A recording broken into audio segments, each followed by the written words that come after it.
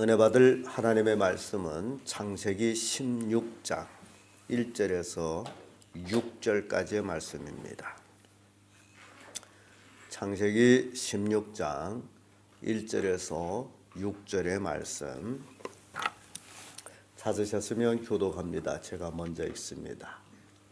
아브라함이 아내 사라는 생산치 못하였고 그에게 한 여종이 있으니 애굽 사람이요 이름은 하갈이라.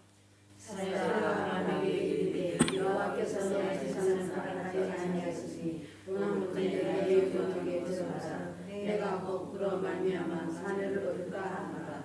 아내 아브라함이 사라의 말을 말하되 아브라함의 아내 사레가 그 여종 애굽 사람 하갈을 가져 그 남편 아브라함에게 첩으로 준 때는 아브라함이 가나안 땅에 거한 지 10년 이후였더라.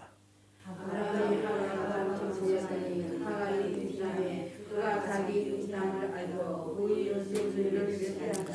사레가 아브라함에게 이르되 나의 받는 욕은 당신이 받아야 옳도다. 내가 당신의 여종을 당신의 품에 두었거늘 그가 자기의 잉태함을 깨닫고 나를 멸시하니 당신과 나 사이에 여호와께서 판단하시기를 원하노라. 아브라함이 사라에게 이르되 당신의 여종은 내 순순히 것이니 내 이름이 어쩌다고 얘기하나 하며 사라가 하갈을 학대하였더니 땅을 사라에게 세상에서 도망하였더라. 아멘. 이 말씀으로 아브라함의 실수 이런 제목으로 말씀을 나누겠습니다. 이 세상에 완벽한 사람은 없습니다. 그래서 완벽한 사람이 있다면 딱 한 분이 있었어요. 그분이 바로 사람이 몸을 입고 오신 사람이신 하나님의 아들 예수였습니다.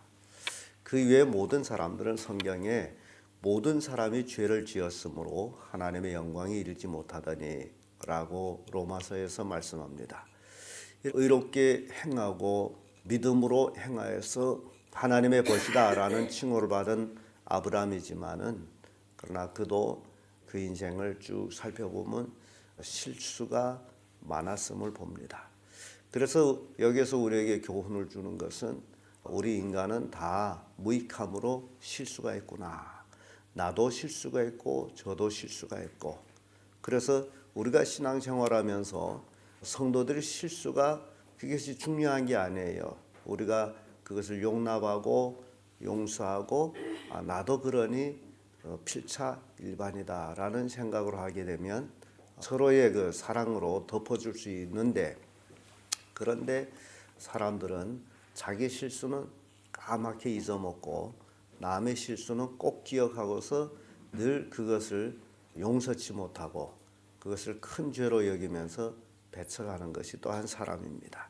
그러나 오늘 아브라함의 실수를 통해 가지고 우리에게 교훈을 주는 게 있다면 우리는 그런 실수를 범하지 말자라는 교훈이 있다라는 사실이에요. 그래서 아브라함의 실수 그 첫째가 바로 아내의 부당한 말을 들은 것이다 라는 것입니다. 말이라는 것은 들을 말이 있고 듣지 말아야 될 말이 있다. 그런데 아브라함은 자기 아내를 많이 사랑하기 때문에 그 아내의 부당한 말을 이제 듣는데 왜 아내의 말을 듣게 되느냐? 사라가 지금까지 아이를 낳지를 못했습니다. 그러면 지금까지 아이를 낳지 못했다면 인간적인 입장에서 생각할 때 사라에게는 아이가 있다라는 것은 그건 불가능합니다. 왜냐하면 이미 나이가 많고 경수가 끊겼고 그래서 임신한다는 것은 불가능하니 사라는 자기 욕심으로 인해 가지고 내 여종을 당신한테 첩으로 줄 테니까 그 여종을 통해서 아이를 낳아서 내가 아들을 하나 얻을 것이다. 그게 사라의 그 욕심이었어요. 그래서 1절 2절 말씀 보면 아브라함 아내 사라는 생산치 못했고 그에게 한 여종이 있으니 애굽 사람이고 이름은 하갈이라. 사라가 아브라함에게 이르되 여호와께서 나의 생산을 허락지 아니하였으니 원컨대 나의 여종과 동침하라. 내가 혹 그로 말미암아 자녀를 얻을까 하노라 하매 아브라함이 사라의 말을 들었더라. 이게 종이라는 것은요 주인의 소유예요. 그래서 종이 애를 낳을지라도 그 애는 주인의 것입니다. 그러니 이제 인간적인 관점에서 사라는 출발합니다. 그러니 이 사라의 여종 하갈은 굉장히 젊고 그런 여자인 것 같아요. 인물이 어떻다고 기록은 없지만은 그러나 사라가 자기 여종으로 두었다 할 적에는 뭐 인물도 고왔을 것이고 아주 젊은 여자였고, 그래서 아브라함은 그것을 들었다라는 거예요. 그래서 이거 실제적으로 하나님께서 아브라함을 부르지 아니하시고 하나님께서 아브라함에게 후사에 대한 약속이 없는 상황에서 이렇게 했다라면 평범한 사람으로서는 그건 아무 일도 아닙니다. 그건 실수도 아니고 그때 당시에는 다처 제도이기 때문에 첩을 얻었다라는 그 자체가 뭐 실수가 되는 건 아닙니다. 그러나 제가 특별히 아브라함의 실수라고 제목을 단 것은 이 아브라함은 하나님께로부터 부르심을 받고 약속을 받은 사람으로서의 삶에는 실수라는 것이죠. 창세기 3장 17절의 말씀 봐도 아담에 대한 얘기입니다. 내가 내 아내의 말을 듣고 내가 너더러 먹지 말란 나무의 실과를 먹었은즉 땅은 너로 인하여 저주를 받고 너는 종신토록 수고해야 그 소산을 먹으리라. 하나님은 역시 하와가 있기 전에 아담과의 약속이 있습니다. 그런데 아담은 아내의 말을 듣고 이렇게 나오죠. 아브라함이 아내의 말을 듣고 하듯이 아담도 아내의 말을 듣고 하나님이 먹지 말라 한 실과를 먹습니다. 그로 인해서 땅은 너로 인하여 저주를 받을 것이다. 열왕기상 21장 25절에도 이런 말씀이 있어요.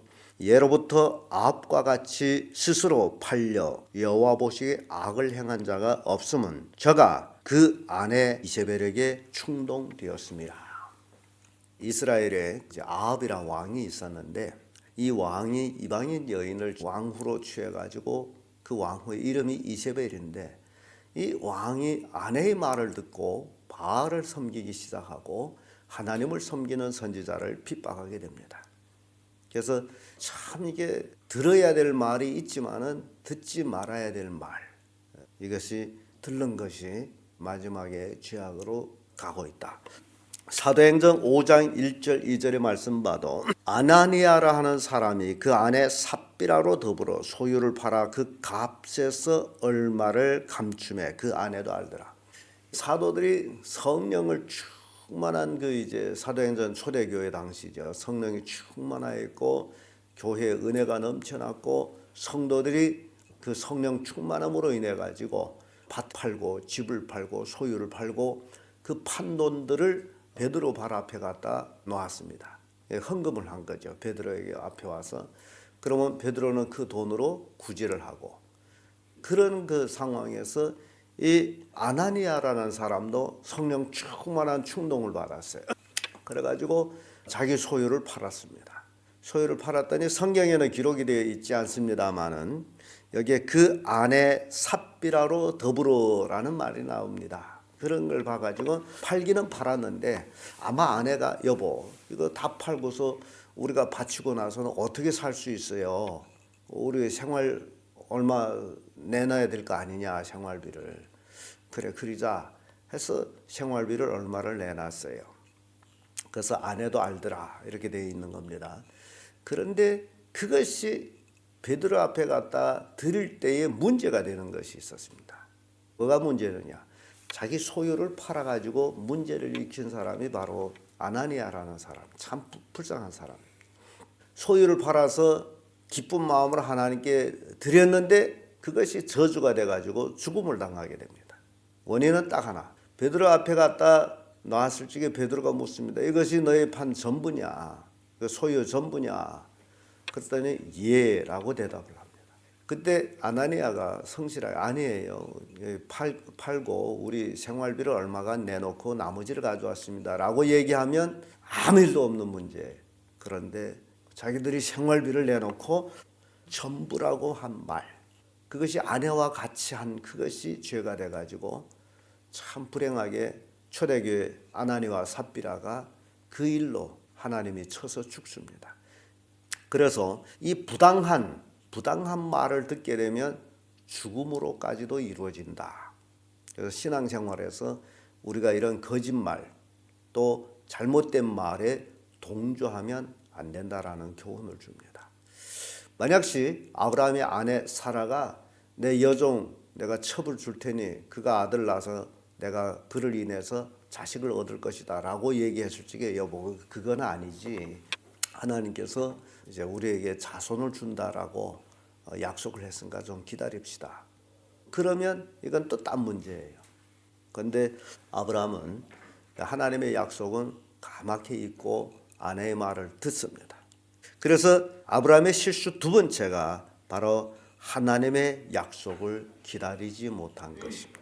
3절에서 4절의 말씀이에요.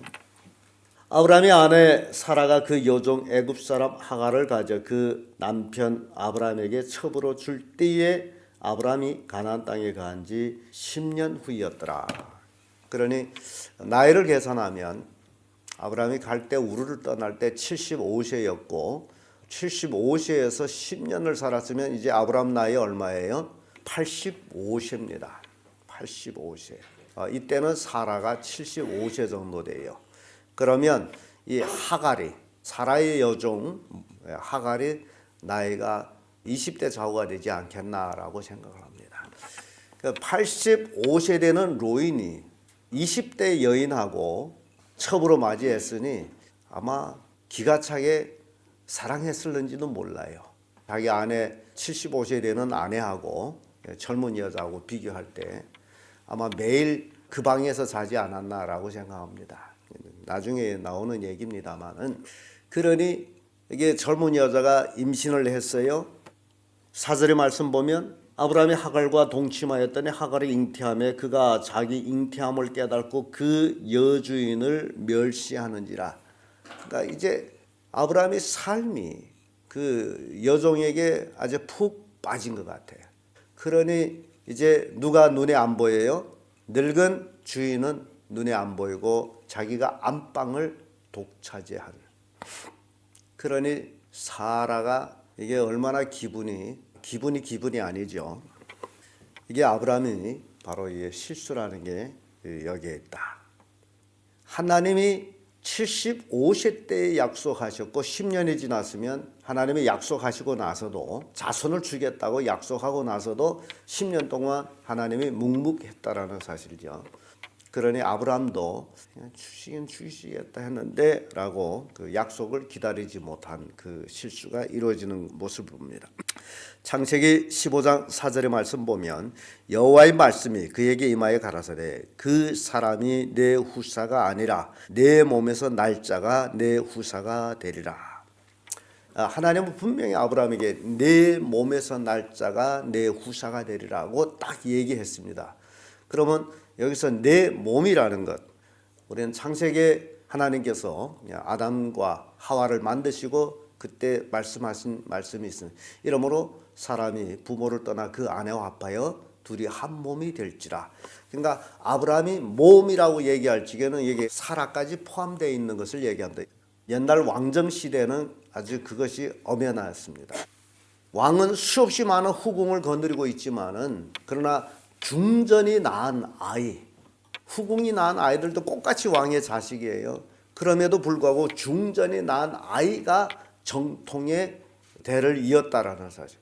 후궁들이 낳은 아이들은 참 비참했어요. 그때 당시에는 아버지지만 아버지라고 부르지 못할 정도로 왕정 시대는 그랬습니다. 그러니 하나님께서 아브라함에게 네 몸에서 날짜가 네 후사가 되리라. 사라를 포함해서 그때는 아브라함이 첩이 있을 때가 아니거든요. 그러니까 사라를 통해서 낳은 아이가 내 후사가 될 것이다라고 딱 말씀을 했는데 그 약속을 아브라함이 기다리지 못한 것. 여러분들이 신앙생활하면서 꼭 이제 하나님이 우리에게 축복하시겠다고 하신 그 약속을 끝까지 기다리는 신앙이 믿음이라는 겁니다. 하나님이 약속했는데 안 주나 봐요. 성도들이 그런 얘기를 참 많이 해요. 기도했는데 안 됩니다. 안 되는 게 아니고 내가 지금 기다리지 못한 거죠. 하나님하고 우리 계산은 좀 틀립니다. 왜냐하면 하나님은 천년의 하루 같고 그런 상황인데 우리에겐 천년이 기가 막히게 긴 세월이지만 하나님께는 눈 깜빡할 한 경점에 불과한 거예요.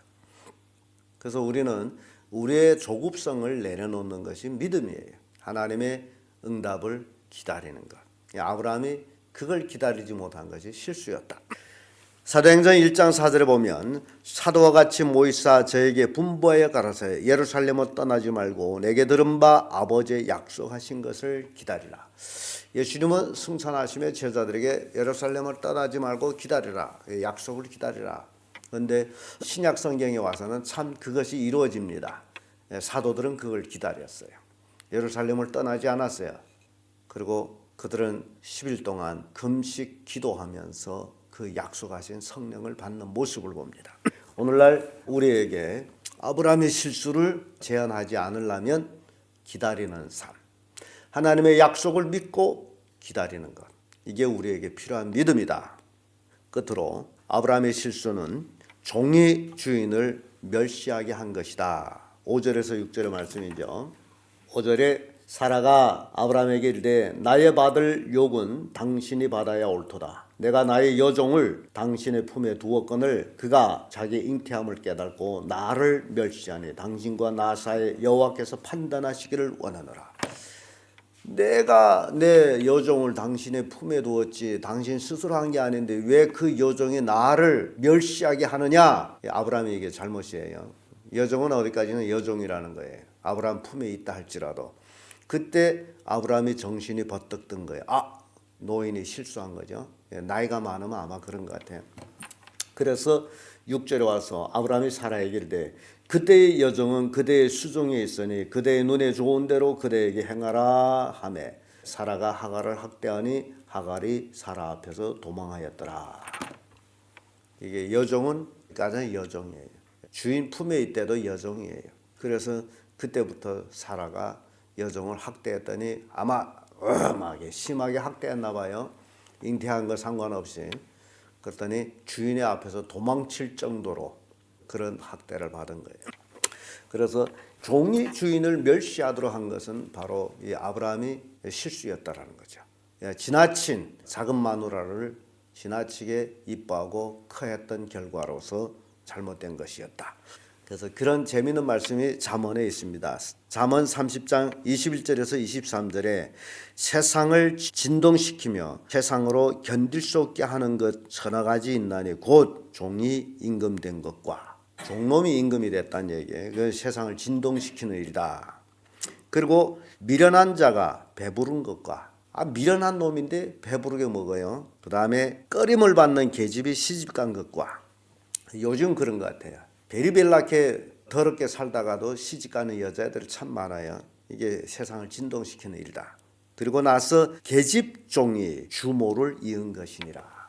종이 계집종이 주인 안방에 서는 것을 이게 세상을 진동시키고 세상을 견딜 수 없게 하는 그런 서너 가지 일이다라고 잠언 이제 기자는 고백을 합니다. 하갈의 계집종이 주모 되려고 했다라는 얘기예요. 이거는 용납지 못하는 일이죠. 그래서 쫓겨납니다. 자, 오늘 우리는 창세기 16장 1절에서 6절까지의 말씀을 통해 가지고 믿음의 조상이었던 아브라함의 실수를 우리가 살펴봤습니다. 그러한 실수가 우리의 삶 속에는 있지 않도록 교훈을 하기 위해서 성경에 기록되어 있다라는 사실입니다. 여러분들이 신앙생활하면서 이렇게 인간적인 사고를 탈피하고 오로지 믿음으로 하나님 믿는 믿음으로 하나님의 약속을 기다리며 하나님께 충성을 다하는 그런 성도들 되기를 예수님 이름으로 축복합니다.